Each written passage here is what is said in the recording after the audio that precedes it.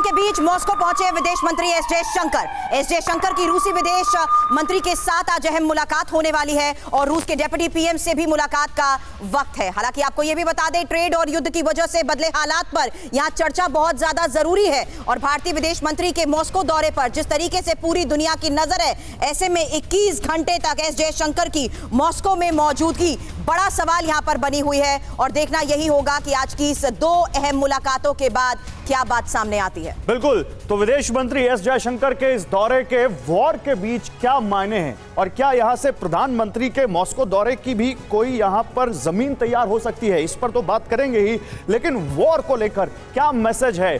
विदेश मंत्री एस जयशंकर उस वक्त मॉस्को में है जब रूस और यूक्रेन की वॉर 8 महीने से ज्यादा आगे निकल चुकी है और ये कभी भी एक वर्ल्ड वॉर में तब्दील हो सकती है, न्यूक्लियर वॉर में तब्दील हो सकती है। ये तमाम कयास लगाए जा रहे हैं। आइए जल्दी से मॉस्को में अगर जयशंकर हैं तो इसका क्या असर होगा, बिग वॉल पर बताते हैं आपको। प्रधानमंत्री मोदी का रूस का दौरा फाइनल हो सकता है, यह कहा जा रहा है। इसके अलावा रूस चाहता है कि मोदी इसी साल वहां आए। अगले हफ्ते G20 में भी मोदी और पुतिन की मीटिंग तय है। G20 में होने वाली मुलाकात की रूपरेखा भी इस दौरे में तय हो सकती है। अब सवाल है कि क्यों अहम है यह दौरा, यह समझिए। पिछले कुछ दिनों में पुतिन ने बार बार भारत और पीएम मोदी की तारीफ की है और यह सब आपको TV9 ने दिखाया है। दुनिया के कई देश मानते हैं कि भारत की पहल से युद्ध खत्म हो सकता है और आपको याद होगा प्रधानमंत्री ने पुतिन के सामने यह कहा था कि यह युद्ध खत्म होना चाहिए। कच्चा तेल और ट्रेड से जुड़े कुछ बड़े फैसले हो सकते हैं और इसीलिए यह दौरा बहुत अहम है। सुरभि, अब उन मुद्दों और उन सेक्टर्स पर चर्चा करनी भी बहुत जरूरी है जिसके तहत ये दौरा बहुत महत्वपूर्ण है और दोनों विदेश मंत्रियों की हो सकती है बातचीत। तो सबसे पहले आपको ये बता देते हैं कि रूस में विदेश मंत्री एस जयशंकर जो 21 घंटे तक रहने वाले हैं, उनका पूरा कार्यक्रम क्या है और यहाँ पर किस तरीके से ट्रेड और निवेश के विस्तार को लेकर महत्वपूर्ण चर्चा होने वाली है। हालांकि एनर्जी प्रोजेक्ट्स में भारतीय कंपनीज की संभावनाएं किस तरीके से बढ़ती जा रही है, इस पर भी सबकी नजर है और साथ ही ट्रांसपोर्ट और लॉजिस्टिक में ज्यादा सहयोग को लेकर भी क्या बड़े फैसले लिए जा सकते हैं। इसके अलावा आपसी सेटलमेंट में नेशनल करेंसी का इस्तेमाल, ये सबसे हाईलाइटेड इशू इसलिए है क्योंकि अगर यहां पर रूबल और रुपए को लेकर एक खास तौर पर पेमेंट मैकेनिज्म को लेकर चर्चा की जाती है तो उससे क्या अब बड़ी चिंताएं वेस्ट के लिए भी हो जाती है। इस पर चर्चा करने के लिए हमारे सहयोगी मनीष हमारे साथ जुड़ चुके हैं। मनीष, रूसी उप प्रधानमंत्री के साथ 11 बजे की मीटिंग, उसके साथ साथ 12:30 बजे का वक्त जब विदेश मंत्री के साथ बातचीत, 2:30 बजे विदेश मंत्रियों की इस प्रेस कॉन्फ्रेंस। आज क्या बड़ी बातें इस दौरे के बाद निकलकर सामने आ सकती है, एक एक डिटेल बताएं।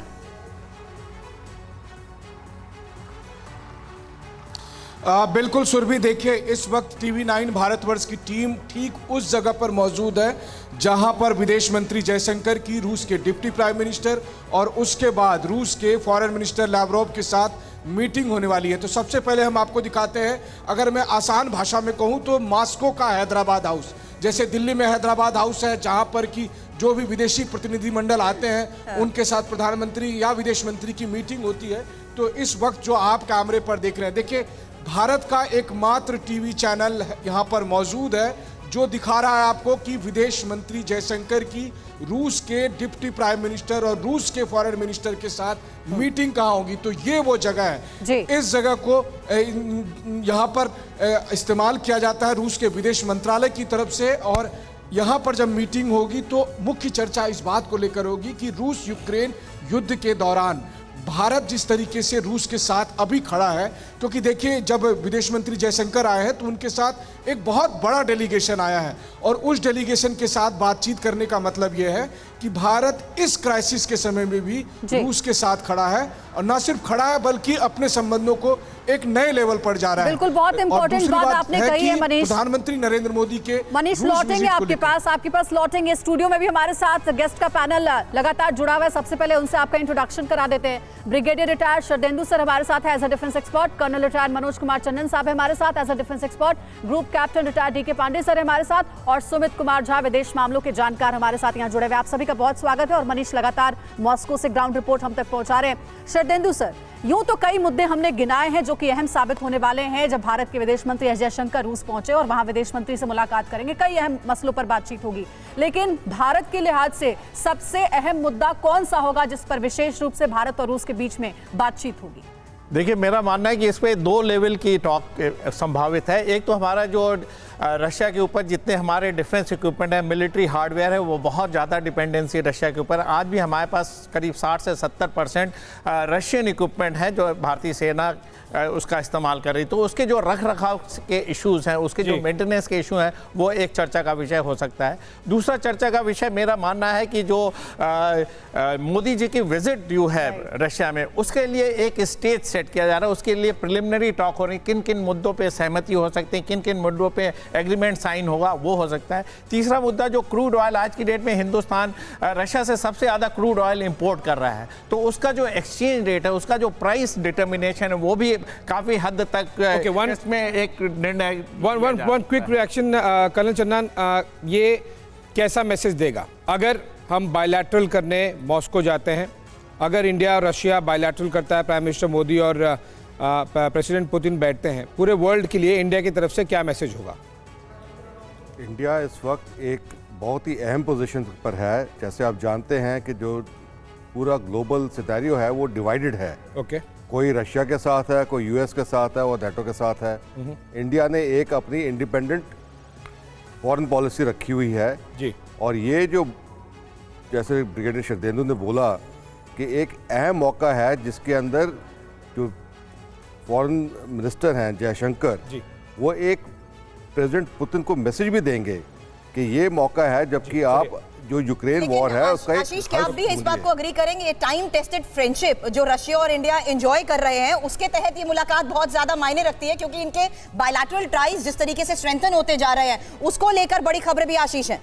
बिल्कुल। देखिए, नॉन अलाइंड मूवमेंट के point of view, non aligned जो पॉलिसी है उसके पॉइंट ऑफ व्यू, इंडिया के लिए ये एक अच्छा मैसेज ग्लोबल स्टेज पर नहीं जाएगा, लेकिन bilateral point of view, India Russia point of view, for various reason जो हमारे पैनलिस्ट ने बताया, ये बहुत ही ज्यादा महत्व रखता है। और इसी बीच एक और बड़ी अपडेट आ रही है, सायरन बज गया है। ज़ेलेंस्की ने समझौते के लिए 5 कठिन शर्तें भी रख दी हैं। अब देखिए, बातचीत से पहले 1-2 नहीं 5 शर्तें रखी जा रही है। अब तक के पूरे नुकसान की भरपाई चाहते हैं ज़ेलेंस्की। पश्चिम से लगातार मिल रही मदद से ज़ेलेंस्की के हौसले बुलंद हैं और इसीलिए 5 शर्तें रख दी हैं। वो चाह रहे हैं कि अब तक जो कुछ युद्ध में नुकसान हुआ है उसकी भरपाई की जाए। ग्राफिक्स के जरिए आप समझिए और देखिए किस तरह से जो ज़ेलेंस्की की 5 शर्तें हैं वो आपको डिटेल में समझाएं कि उन्होंने पुतिन के सामने रख दी है। सबसे पहली शर्त, रूस से समझौता तभी होगा जब शर्त नंबर 1, यूक्रेन की अखंडता बहाल होगी। दूसरी शर्त, यूएन के निर्देशों का पालन किया जाएगा। तीसरी शर्त, पूरे नुकसान की भरपाई की जाएगी। चौथी शर्त देखिए, सभी वॉर क्रिमिनल्स को सजा मिलेगी। पांचवी शर्त, आगे कभी ऐसा नहीं होगा, इसकी गारंटी मिले। अब इस पर बड़ा सवाल यह उठता है कि क्या पश्चिम के दम पर ज़ेलेंस्की कुछ ज्यादा ही बड़ी शर्तें रख रहे हैं? ग्रुप कैप्टन पांडे, ये मीटिंग करने के लिए शर्त रख रहे हैं या मीटिंग नहीं करने के लिए 5 बहाने ढूंढ रहे हैं? यही तो है जो है धर्म संकट का जो है लग रहा है निशाना, कि एक तरफ चाहते हैं कि बातचीत हो, लेकिन अगर देखा जाए पिछले दिनों जिस रंग से हालात बदले हैं, दोनों ने कहा कि हम बात करने के तैयार नहीं है, लेकिन हम बात करने के लिए दरवाजे खुले रखे हैं। तो इसका मतलब क्या है? कूटनीतिक तौर पर कुछ हो सकता है, लेकिन एक आम आदमी के लिए समझना मुश्किल होगा कि क्या सचमुच दोस्ती चाहते हैं। लेकिन जिस प्रकार से पश्चिमी देशों में जो उठापटक हो रही है और एंटी नेटो प्रोटेस्ट हो रहे हैं, वो बताता है कि निश्चित रूप से अब शांति की तरफ कदम उठाना जरूरी है। भारत पर आस इतनी ज्यादा क्यों? क्योंकि जिस तरीके से यहाँ पर नरेंद्र मोदी अपना रुख सामने रख चुके हैं, बार बार यही दोहराया जा रहा है, यहाँ तक कि न्यूयॉर्क टाइम्स के हवाले से भी बार बार यही कहा जा रहा है कि सिर्फ जो बाइडेन है और नरेंद्र मोदी हैं जो दोनों देशों को टेबल पर बातचीत पर ला सकते हैं। क्या आपको लगता है ये संभव हो सकता है? इसका मुख्य कारण है कि पूरे विश्व में अगर शांति की बात किसी ने की है तो केवल भारत ने की है, इसके अलावा किसी भी देश ने वहां पर शांति के रिस्टोरेशन के बारे में बात नहीं किया है। तो वो जानते हैं और हमने कभी भी ऐसा कुछ नहीं किया जो कि अनैतिक हो और कूटनीतिक तौर पर वो गलत हो। चलिए सर, ठीक है, मैं आता हूं आपके पास, लेकिन एक बार फिर से मॉस्को चलते हैं। मॉस्को जहां करीब 8 बजने का टाइम हो रहा है और मॉस्को की सर्दियां कैसी हैं तो मनीष आपको लगातार बता रहे हैं। लेकिन मनीष देखिए, जहां तक हमें समझ में आता है, ये जितनी वॉर हैं और जितना ये सब कुछ दुनिया में चल रहा है, इस सब के पीछे कहीं ना कहीं पैसा है, अपने आप को धनवान बनाना, स्ट्रेंथन करना है। और अगर इंडिया और मॉस्को का रिलेशनशिप देखें, ट्रेड जो रिलेशनशिप है वो पिछले 5 महीनों में $18 बिलियन तक गया है, $5 बिलियन बढ़ा है।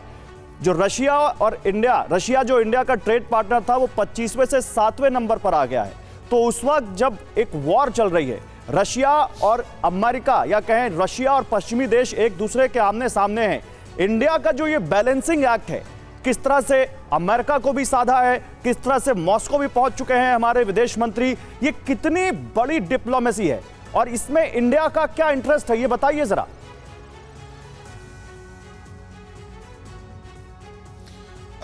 बिल्कुल गौरव, देखिए सबसे बड़ी बात यह है कि आप इसको इस रूप में ले सकते हैं कि देखिए भारत की जो विदेश नीति है वो कितनी स्वतंत्र है। तमाम दबाव के बावजूद अगर आज विदेश मंत्री जयशंकर मॉस्को की धरती पर हैं, आज अगर भारत का इतना बड़ा प्रतिनिधिमंडल यहाँ पर है और वो रूस के साथ बातचीत कर रहा है कि रूस से और तेल किस तरह से खरीदा जा सकता है, रूस में जो तेल के भंडार है उसमें भारत की तेल कंपनियां कैसे काम कर सकती है। अगर डॉलर को लेकर रूस को कोई हिचक है तो रुपए और रूबल के बीच में ट्रांजैक्शन को हम कैसे बढ़ा सकते हैं।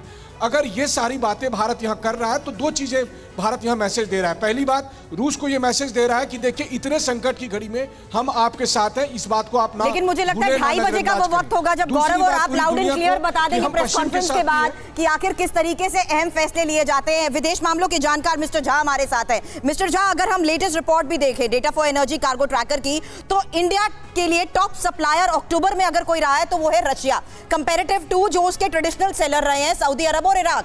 अब यहां पर यह बड़ा सहयोग और दूसरी तरफ से रुपी और रूबल पेमेंट मैकेनिज्म पर अगर इसमें कोई बड़ा फैसला होता है, क्या यह संकेत है कि हमारी डॉलर पर डिपेंडेंसी कम करने की वजह से ये अहम फैसले जरूरी हैं? ये हो सकता है, इसमें कोई बड़ी बात नहीं। और जब विदेश मंत्री का एक प्रतिनिधिमंडल वहाँ पर जाता है तो इसकी चर्चा होगी, ये कोई बड़ी बात नहीं होगी। ये याद रखिए, जैसा आप कह भी रही थी कि हमारा रशिया के साथ ऐतिहासिक सांस्कृतिक संबंध रहा है, जो कि हम उसे टाइम टेस्टेड फ्रेंडशिप के नाम से जानते हैं। अब इस परिप्रेक्ष्य में दो बातें महत्वपूर्ण हैं। एक तो द्विपक्षीय स्तर पर दोनों का संबंध किस तरीके से प्रगाढ़ होता जा रहा है, ये हम दिख रहे हैं। और एक दूसरा पक्ष ये है कि जब अंतर्राष्ट्रीय स्तर पर रूस और यूक्रेन की स्थिति बड़ी गंभीर होती जा रही है युद्ध में, और वेस्टर्न कंट्रीज जो है वो रूस के विरोध में है, इंडिया क्या भूमिका निभा सकता है। और यकीन मानिए, जब प्रधानमंत्री की यात्रा की पृष्ठभूमि बन रही है तो प्रधानमंत्री अगर जाएंगे तो इसमें कोई बड़ी बात नहीं कि वो एक रास्ता निकालने का प्रयास। बिल्कुल, ये बहुत बड़ी बात कही है सुमित जी आपने कि भारत की एक बड़ी भूमिका हो सकती है रूस यूक्रेन वॉर को खत्म करने में। इस बीच एक और बड़ी खबर आ रही है, भयावह रूप ले सकता है यूक्रेन और रूस का युद्ध। रूस के अंदर टारगेट करने की तैयारी में है यूक्रेन। खुद यूक्रेनी रक्षा अधिकारी ने दिए हैं हमले के संकेत। यूक्रेनी एयरफोर्स प्रवक्ता ने कहा है कि रूस में मौजूद ईरानी मिसाइलों को नष्ट करना जरूरी है।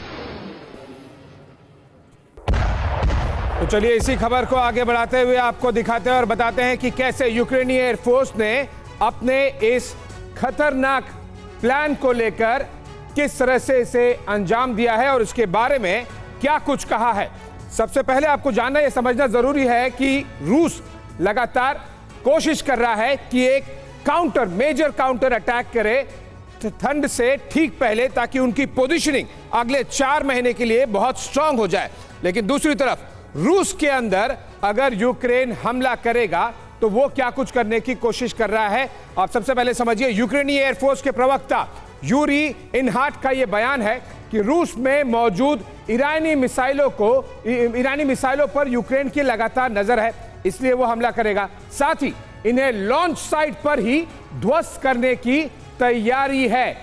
इस्तेमाल हो इससे पहले ही उन्हीं के एरिया में, उन्हीं के जमीन पर उन्हीं की मिसाइलें ध्वस्त कर दी जाए, यूक्रेन का प्लान। यूक्रेनी एयरफोर्स प्रवक्ता ने खुद अपने इरादे बताए हैं। क्या कहा है देखिए, हम बैलिस्टिक मिसाइल का जवाब देने में सक्षम नहीं है तो कोई इस्तेमाल करे सामने वाला, उससे पहले उसके हथियार नष्ट कर दीजिए। इसलिए लॉन्च साइट पर फिजिकल डिस्ट्रक्शन बेहतर विकल्प है।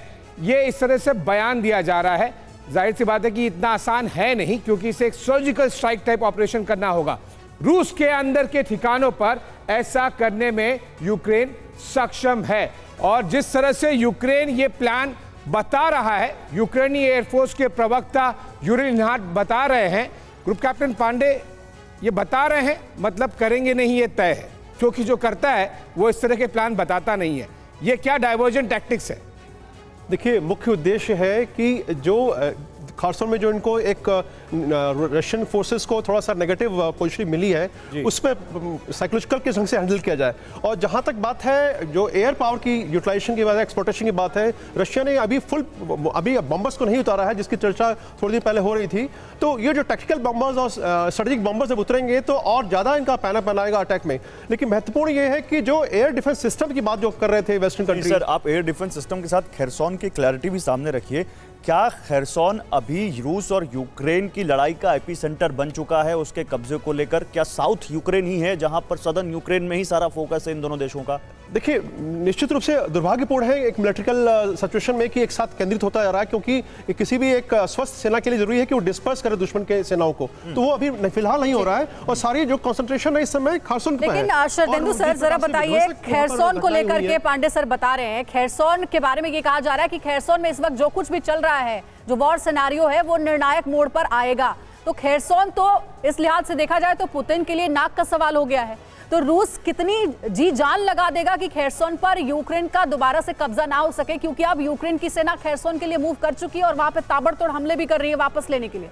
देखिए, मेरा मानना है कि ये 4 जो स्टेट यूक्रेन ने गंवाए हैं रशिया को, इसमें उसने एक खरसों को सेलेक्ट किया है, क्योंकि खरसों एक बहुत ही स्ट्रेटजिक लोकेशन पे, उससे ब्लैक सी की प्रॉक्सिमिटी है और साथ में ओडेसा भी नज़दीक में है और वहाँ पे क्रीमिया को भी वो डोमिनेट कर सकता है। तो उसने आउट ऑफ 4 ये खरसों को सेलेक्ट किया, क्योंकि उसको शुरू में टैक्टिकल विक्ट्री भी मिली है। वहाँ काफ़ी एरिया 10 से 15 किलोमीटर स्क्वायर किलोमीटर का उसने अपना रिकैप्चर। अच्छा, एक बार मनीष के पास चलते हैं सर, मॉस्को चलते हैं। मॉस्को में सर आते हैं आपके पास, एक बार मॉस्को चलते हैं। मनीष, ये सारी बातें जो हमारे एक्सपर्ट बता रहे हैं, क्या ये सारी बातें आज जब मॉस्को में हमारे external affairs minister S Jaishankar बैठेंगे बातचीत करने की टेबल पर, तो क्या डिस्कस होंगी? हम बायलैटरल ट्रेड, बायलैटरल जो व्यापार है वो सब तो बात करेंगे, जरूर करेंगे। और वो जो आप बता रहे थे कि ये इंडिया की यही डिप्लोमेसी की खासियत है, लेकिन वॉर को लेकर कोई एजेंडा सामने होगा, बातचीत होगी?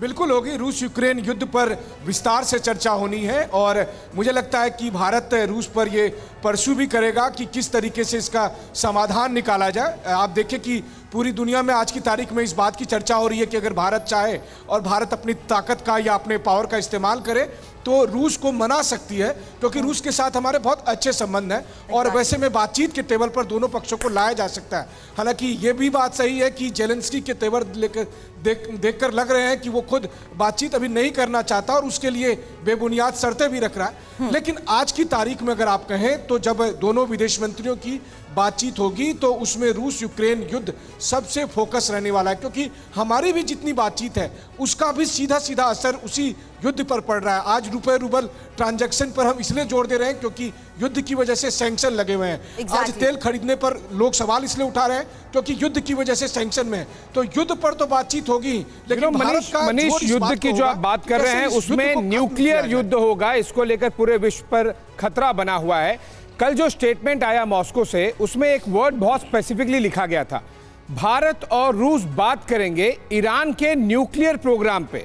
ये कैसे डेवलप होता हुआ दिख रहा है आपको ऐसे समय में जब ये चर्चा हो रही है कि ईरान और रूस मिलकर ईरान के न्यूक्लियर वेपन प्रोग्राम को बढ़ाएंगे, रूस ईरान की मदद करेगा, उसमें भारत बातचीत करेगा। ये पॉजिटिव है, नेगेटिव है?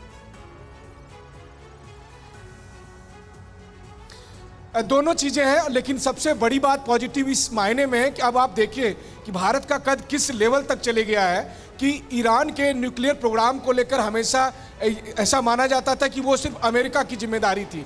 आज रूस भारत को एक पार्टनर के तौर पर देख रहा है कि ईरान का जो ये न्यूक्लियर प्रोग्राम है, इसको लेकर जो रूस सोचता है उसमें वो भारत को किस तरह से अपने साथ ला सकता है, क्योंकि रूस को भी पता है कि अगर ईरान के न्यूक्लियर प्रोग्राम को लेकर बात आगे बढ़ी, अगर एक नया फ्रंट खुला अमेरिका के साथ, तो वैसी स्थिति में भारत की निर्णायक भूमिका ठीक वैसे ही हो सकती है जैसे रूस यूक्रेन युद्ध में भारत की आज की भूमिका है। तो इसलिए आपने बिल्कुल सही कहा। मनीष, कैप्टन डीके पांडे जी कुछ बोलना चाहते हैं। प्रधानमंत्री नरेंद्र मोदी ने, मनीष हमारे साथ जो गेस्ट हैं defence expert group captain DK Pandey साहब, वो भी आपसे कुछ कहना चाहते हैं। सर देखिए, इसमें RIC रशिया, इंडिया और चाइना के मुद्दे पे भी इसमें एक पॉइंट रखा गया है कि बातचीत होगी। तो क्या उसके बारे में कुछ पता चल रहा है वहां पर?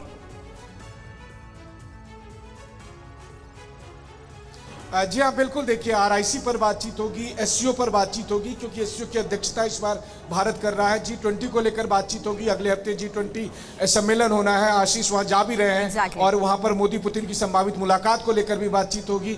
इसके अलावा जो दूसरे और प्लेटफॉर्म है, क्योंकि रशिया और इंडिया कई सारे ऐसे मल्टीलेटरल प्लेटफॉर्म पर साथ में हैं, लेकिन निश्चित तौर पर इन सब में ये देखेंगे दोनों देश कि कैसे दोनों एक साथ तमाम मुद्दों पर सहमति जताते हुए आगे बढ़े। हालांकि अगर देखा जाए तो ज्यादातर बड़ी बातें आज निकलकर सामने आएंगी, उस पर मनीष आप नजर बनाए रखें। आपसे इस बारे में चर्चा करेंगे और अपडेट लेंगे। आप जुड़े हमारे साथ, उसके लिए बहुत बहुत शुक्रिया आपका। आशीष, इस वक्त तो आप स्टूडियो में हैं, लेकिन एक हफ्ते बाद मैं आपसे सीधा बाली से जुड़ूंगी। आशीष, इंपॉर्टेंट ये भी है कि इस पूरे सिनारियो में फूड और ऑयल क्राइसिस जिस तरीके से है, एनर्जी क्राइसिस जिस तरीके से है, आमने सामने बैठकर दोनों के बीच बातचीत से क्या निकलकर सामने आ सकता है, उस पर चर्चा करने से पहले यूक्रेन को अमेरिका से मिला जिस तरीके से सबसे पावरफुल एयर डिफेंस सिस्टम, उसको लेकर बड़ी खबर आ रही है। यूक्रेन के पास अमेरिकी नासाम्स एयर डिफेंस सिस्टम और साथ ही एस्पाइड एयर डिफेंस सिस्टम भी अब यूक्रेन पहुंच चुके हैं। क्या मतलब है इसका? रूसी हमलों से बचने के लिए अब नासाम्स की कीव में तैनाती क्या संभव है?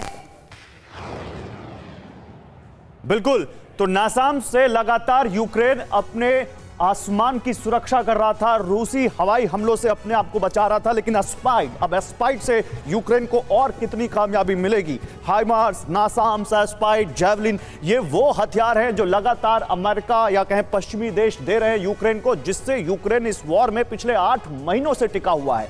आइए नासाम्स की डिलीवरी से जुड़ी डिटेल पर आपको बताते हैं, कुछ आपके सामने यहां पर जानकारियां रखते हैं। यह है वो एयर डिफेंस सिस्टम नासाम्स, जो किसी भी ऐसा ऑब्जेक्ट जो हवा से यूक्रेन की तरफ आ रहा हो, कोई एयरक्राफ्ट, कोई ड्रोन, उसको डिटेक्ट करके उसको मारने के लिए advance surface to air missile system है नासाम्स। अमेरिका के सबसे प्रभावी मिसाइल सिस्टम में शुमार है ये। फिलहाल 2 मिसाइल सिस्टम्स की डिलीवरी यूक्रेन को हो रही है। कुल 8 नासाम्स यूक्रेन को अमेरिका देगा। यूक्रेन को एस्पाइड एयर डिफेंस सिस्टम भी मिला हुआ है और यूक्रेन का दावा है कि रूस की 80% मिसाइलें इन एयर डिफेंस सिस्टम से खत्म कर दी गई हैं। Group captain DK Pandey sir, मैं आपके पास ही आऊंगा।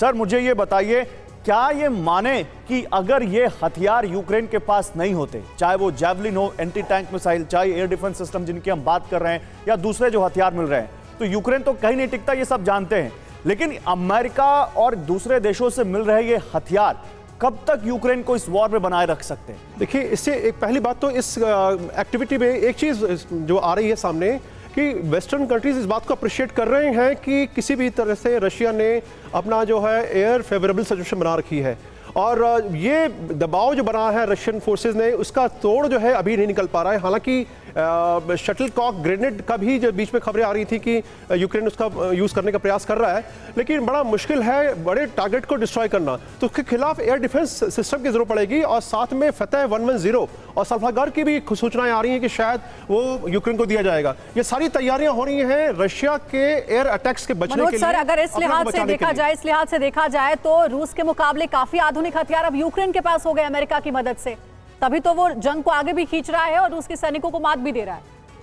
आपने बिल्कुल सही कहा, यूक्रेन जो है एक वेपन सिस्टम टेस्टिंग ग्राउंड भी है। आप उसको इस तरीके से नज़रिए से भी देखें कि जितने भी लेटेस्ट वेपन सिस्टम्स यूक्रेन को दिए जा रहे हैं, वो एक्चुअल बैटलफील्ड कंडीशंस के अंदर उनको टेस्ट किया जा रहा है। और सर, ये 25 से 30 किलोमीटर वाली range surface to air missile, ये कितना यूक्रेन को डिफेंड कर लेगी, कितना एरिया डिफेंड कर लेगी? ये सिर्फ एक काउंटर मेजर है यूक्रेन के पास, क्योंकि यूक्रेन के जो प्रेसिडेंट हैं उन्होंने कई बार यूरोप और अमेरिका से खासकर ये मांग की थी कि हमें एयर डिफेंस सिस्टम दिए जाएं, क्योंकि रशिया बार बार अपने ड्रोन्स के साथ उनके ऊपर उनकी जो इकोनॉमिक और क्रिटिकल इंफ्रास्ट्रक्चर है उसको डिस्ट्रॉय कर रहा है। सर, आप देखिए, एक तरह से टैक्टिकली पूरी तरह से उस गेम में ही फिसते जा रहे हैं कि 2-5 हज़ार या फिर 2-5 लाख के ड्रोन के लिए आप 15-20 लाख के एयर डिफेंस सिस्टम का इस्तेमाल करेंगे, एक मिसाइल। जाहिर सी बात है कि अब जो भी मिले मांग रहे हैं, जो भी मिले, जैसे भी मिले, जितना भी मिले उतना सही, क्योंकि बिजली तो है नहीं, वेपन तो है नहीं, प्रोडक्शन है नहीं, तो ऐसे में ज़ेलेंस्की केवल और केवल वेस्ट पर पूरी तरह से निर्भर है। क्या खत्म हो रही है रूस यूक्रेन में शांति की उम्मीद? क्योंकि एक्सपर्ट्स की अगर माने तो एक्सपर्ट्स को भी नजर नहीं आ रहा कि सीज फायर के आसार, जंग में रूस की जीत भी अभी भी संभव नहीं मान रहे एक्सपर्ट्स, और पुतिन के होते हुए भी पीछे नहीं हटेगा रूस। ज़ेलेंस्की फिलहाल जिस तरीके से लगातार सामने आते हुए ये कहते आए हैं कि वो पुतिन के साथ बातचीत करने को तैयार नहीं है। ज़ेलेंस्की ये कहते हैं कि अगर पुतिन की जगह कोई और हो तो शायद बातचीत के लिए, वो डायलॉग के लिए टेबल पर आने को मंजूर हो जाए। इस बीच अमेरिका जो बार बार ज़ेलेंस्की को अपने रुख को लेकर भी आगाह करते हुए ये कह रहा है कि बातचीत के रास्ते को अब खुद ज़ेलेंस्की बंद करने की कोशिश ना करे, लेकिन ज़ेलेंस्की हैं जो बार बार सामने आते हैं, इंटरव्यूज में बार बार ये दोहराते हैं कि मैं टेररिस्ट के साथ बातचीत नहीं करूंगा। इसलिए इंफॉर्मेशन वॉल पर अब एक एक डिटेल आपके सामने, जहां पहले सबसे बड़ा पॉइंट आपके सामने है सीज फायर को लेकर। हालांकि यहां रूस यूक्रेन वॉर में 6 संभावित परिणामों को लेकर हम चर्चा कर रहे हैं, जहां सीज फायर सबसे पहले। ऐसा अब शायद तभी संभव है जब दोनों पक्ष युद्ध से तबाही की कगार पर पहुंच जाएं। और तबाही की कगार पर क्या ये दोनों पहुंच चुके हैं, इसकी लेकर एक एक तस्वीर तो आपको हम दिखाते हैं। लेकिन जहां तक बात आती है शांति समझौते की, उसके तहत देखिए दोनों के लक्ष्य जिस तरीके से बिल्कुल अलग है, उसे देखते हुए क्या ये हो पाएगा, बड़ा सवाल। तीसरी बात रूस की जीत को लेकर यहां पर देखिए, जो मौजूदा हालात आपको TV9 भारतवर्ष दिखा रहा है, उसके तहत क्या ये आसार आपको भी लग रहे हैं कि बेहद कम ये आसार, इसलिए क्योंकि रूस की तरफ से बार बार ये बड़े दावे कि उसने यूक्रेन को कर दिया है तबाह। इसीलिए वॉर ऑफ डिस्ट्रक्शन है ये रशिया के लिए, लेकिन वॉर ऑफ सर्वाइवल है यूक्रेन के लिए। अब यूक्रेन की जीत को लेकर ये चौथा पॉइंट, जहां पुतिन इस नतीजे को बर्दाश्त ही नहीं कर पाएंगे कि कुछ बहुत विध्वंसक वो कर सकते हैं, उसी के तहत उनकी रणनीति भी बदलती जा रही है। अब ऐसा सत्ता से अब पुतिन के बेदखल होने या उनकी मौत से ही संभव हो पाएगा, ये हम इसलिए कह रहे हैं क्योंकि ज़ेलेंस्की ये कहते हैं कि वो पुतिन से बात नहीं करेंगे, जब तक पुतिन है बातचीत संभव नहीं है। अब दिखावे के इस युद्ध को लेकर 5वां पॉइंट, हमले लगभग रुक जाएं और सिर्फ कहने के लिए ही ये युद्ध जारी रहे तो ये स्थिति क्या कायम रहेगी। छठा इंपॉर्टेंट पॉइंट है न्यूक्लियर वॉर को लेकर, न्यूक्लियर थ्रेट के साथ साथ नेटो की दखल को लेकर, और इसके बाद सीधा खतरा क्या विश्व युद्ध का ही बन रहा है। यहां पर मिस्टर झा सवाल यही है कि इस हालात में इन जो संभावित हमने परिणामों का जिक्र किया है, क्या लगता है आपको किस ओर जाएगा, क्योंकि 9वां महीना तो ऑलरेडी युद्ध का चल रहा है। देखिए, जो परिस्थिति है अभी, अगर उस परिस्थिति में दोनों देशों की स्थिति में बदलाव नहीं है, सोच में बदलाव नहीं है, तो कोई इसकी शांति वार्ता की स्थिति दिख नहीं रही है। लेकिन एक महत्वपूर्ण बात जो यहाँ मैं कहना चाहूँगी, कल की एक बात, एक रिपोर्टिंग हुई है कि अमेरिकन ऑफिशियल्स ने रशियन ऑफिशियल्स, डिफेंस ऑफिशियल्स से कुछ बातचीत हुई है। अब ये बात क्या है, अभी किसी ने इस बात को डिस्क्लोज नहीं किया है। इस बात की रूपरेखा क्या रही है, किस तरीके से शांति वार्ता के लिए बात हुई है, या क्या इसका पहलू है। अगर ऐसा कुछ है तो ये स्थिति एक स्थिति की तरफ इशारा कर रहा है, लेकिन फिलहाल तो यही दिख रहा है कि दोनों देशों की स्थिति बड़ी गंभीर है। ठीक है, लेकिन बड़ी बात यह है कि रूस और यूक्रेन के बीच बातचीत की टेबल पर अभी दोनों में से कोई देश नहीं पहुंच रहा है, बस बातचीत ही हो रही है। ज़ेलेंस्की कह रहे हैं 5 शर्तें मानो तभी बात करेंगे। इस बीच एक और ब्रेकिंग न्यूज है, यूक्रेन में न्यूक्लियर हमले का भीषण खौफ देखने को मिल रहा है। न्यूक्लियर हमले से निपटने की तैयारी में है यूक्रेन।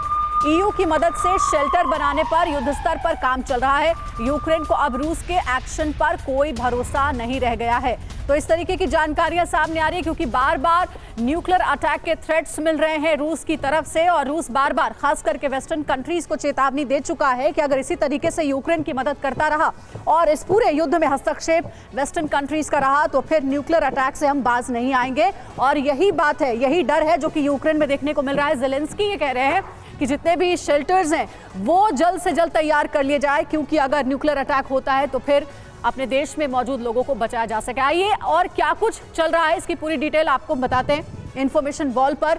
बड़ी बात है कि क्या ये काउंटडाउन है, रूस एटमी हमला करेगा, इसका काउंटडाउन है क्या? जिस तरीके की तैयारियां चल रही है उसे देखते हुए यूक्रेनियंस को इस बात का डर है कि बौखलाहट में पुतिन एटमी हमला कर सकते हैं। कई बार चेतावनी दी जा चुकी है कि प्रशासन सैकड़ों न्यूक्लियर शेल्टर पर इस वक्त काम कर रहा है और एक तारीख भी दे दी गई है, 15 नवंबर की तारीख। बोला गया है कि तब तक ये सारे शेल्टर्स रेडी हो जाने चाहिए। सरकार ने नागरिकों के लिए डिटेल निर्देश भी जारी किया गया है कि क्या क्या प्रिकॉशंस आपको इस दौरान लेने चाहिए। 1986 के चेरनोबिल हादसे के अनुभव के आधार पर प्लानिंग की जा रही है। और सिर्फ इतना ही नहीं बल्कि ये पूरी तैयारी EU के फंड और उनकी मदद से हो रही है। इसमें यूरोपीय यूनियन भी यूक्रेन की मदद कर रहा है। फ्रंट पर मौजूद यूक्रेनियन सैनिकों को पोटेशियम आयोडाइड टैबलेट्स भी दिए गए हैं अगर न्यूक्लियर अटैक होता है तो किसी तरीके के खतरे से बचने के लिए। सैनिकों को लगातार ट्रेनिंग दी जा रही है कि एटमी हमले की सूरत में क्या करना है। आपको याद होगा ऐसे कई वीडियोस भी जारी किए गए थे जिसमें यह बताया गया था कि अगर न्यूक्लियर अटैक होता है तो फिर कैसे आप बच सकते हैं। शरदेंदु सर, क्या माना जाए कि पुतिन की चेतावनी और थ्रेट का ये असर है कि अब यूक्रेन में बड़े स्तर पर तैयारियां शुरू कर दी गई हैं शेल्टर्स बनाने की, न्यूक्लियर अटैक से बचने की? देखिए, मेरा मानना है कि इस तरीके की जब भी बयान आते हैं, चाहे रशिया की तरफ से आए हो, तो नॉट ओनली यूक्रेन बल्कि जो ईस्टर्न यूरोप है वो भी इसकी तैयारी में जुट जाता है। तो वहाँ पे आपके ये युद्ध के प्रिपरेशन की तैयारी है, जिसमें न्यूक्लियर रेडिएशन किसी भी तरीके से होता है तो अपने नागरिकों को कैसे बचाना है, इसके बहुत ही वृहद स्तर पे डू एंड डोंट्स जारी किए जाते हैं। आपको क्या कार्रवाई करनी है और क्या नहीं करनी है, इसकी एक रूपरेखा बनाई जाती है। इसी के तहत यूक्रेन में जो किसी भी तरीके से न्यूक्लियर रेडिएशन का एक्सपोजर कम से कम हो, नागरिकों की सुरक्षा को ध्यान में रखते हुए इस तरीके के मेजर्स उठाए जा रहे हैं। ठीक है, बहुत शुक्रिया सर आपका, आप सभी का बहुत शुक्रिया।